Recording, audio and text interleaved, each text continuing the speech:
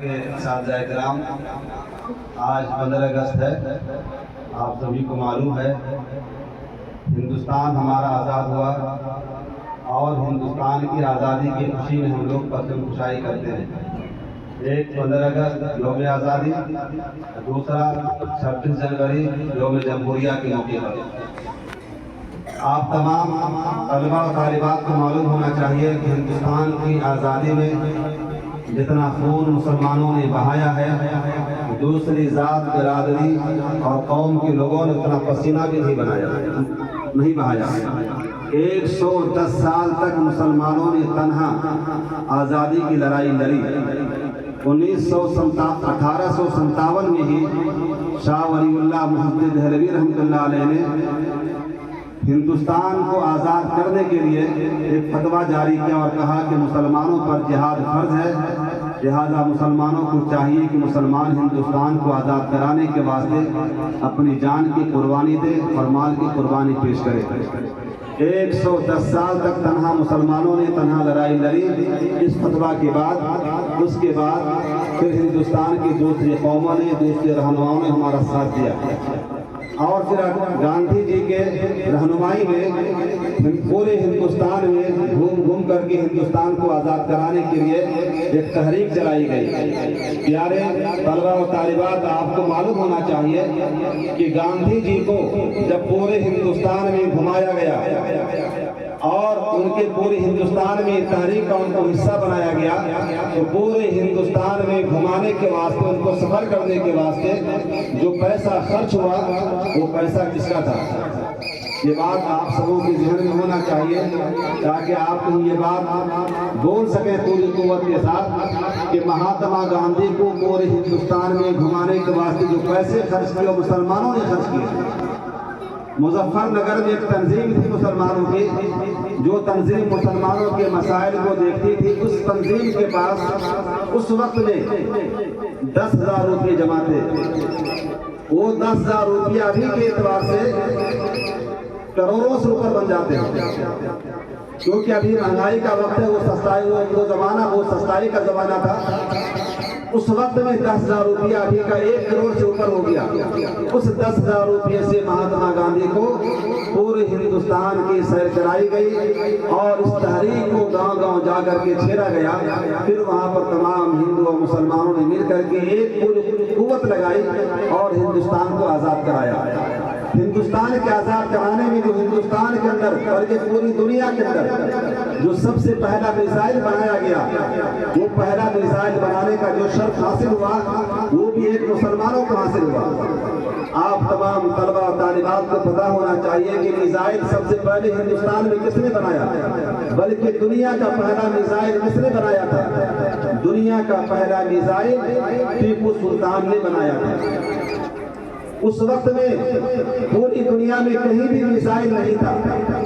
جب انگریز اس میزائل کا نمونہ یہاں سے لے گیا، اس کا فارمولہ یہاں سے لے کر جب وہ برطانیہ گیا اور برطانیہ کی میوزیم میں رکھا گیا اور ہندوستان کی میزائل میں APJ عبد الکلام نے جب وہاں جا کر دیکھا کہ یہاں کے میوزیم میں ہندوستان کا میزائل رکھا ہوا ہے، اس پر ٹیپو سلطان کا نام لکھا ہوا ہے، اس کا فارمولہ رکھا ہوا ہے، جس کو دیکھ کر کے برطانیہ اور دیگر ملکوں کے لوگوں نے میزائل کو بنایا تھا، وہ ایک نمونہ کے طور پر لے گئے تھے۔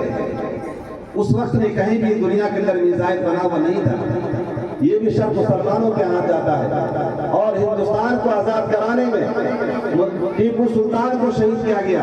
غداروں نے مل کر کے ان کی میزائل میں بجائے بارود بھرنے کے مٹی اور دیگر چیزوں کو بھر دیا تاکہ یہ بارود کی شکل نہ بن سکے اور ان کا یہ میزائل کام نہ کر سکے۔ اور آپ کو یاد ہونا چاہیے کہ جب ٹیپو سلطان کو شہید کر دیا گیا تو پھر انگریز نے کہا کہ آج سے ملک ہمارا ہے۔ ہندوستان کو آزاد کرانے میں جس طرح مسلمانوں نے ساتھ دیا، مسلمانوں نے قربانیاں پیش کی، بلکہ سب سے زیادہ قربانیاں پیش کی، لیکن آج مسلمانوں کی قربانیوں کو فراموش کیا جا رہا ہے۔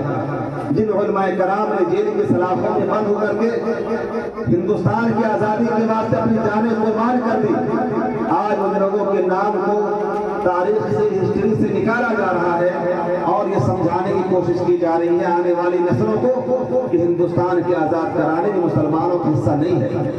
شیخ الہند رحمۃ اللہ علیہ ہندوستان کے اپنے وقت کے سب سے بڑے عالم تھے، دارالعلوم دیوبند کے محتمم تھے۔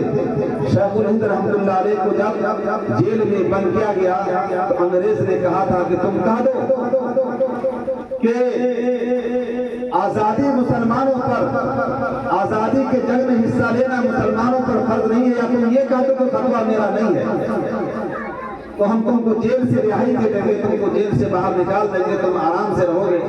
شیخ الہند رحمۃ اللہ علیہ نے کہا کہ یہ بات میں کبھی نہیں بول سکتا، میں سب سے یہ بات کہوں گا کہ ہندوستان کو آزاد کرانا مسلمانوں پر فرض ہے اور یہ فتویٰ ہم نے دیا ہے اور ہم ہندوستان کو آزاد کرا کر رہیں گے۔ آپ کو معلوم ہونا چاہیے کہ شیخ الہند رحمۃ اللہ علیہ کو انگریز آگ پر لٹاتا تھا، ان کے کمر کا سارا گوشت جل چکا تھا، صرف ہڈیاں بچی تھی۔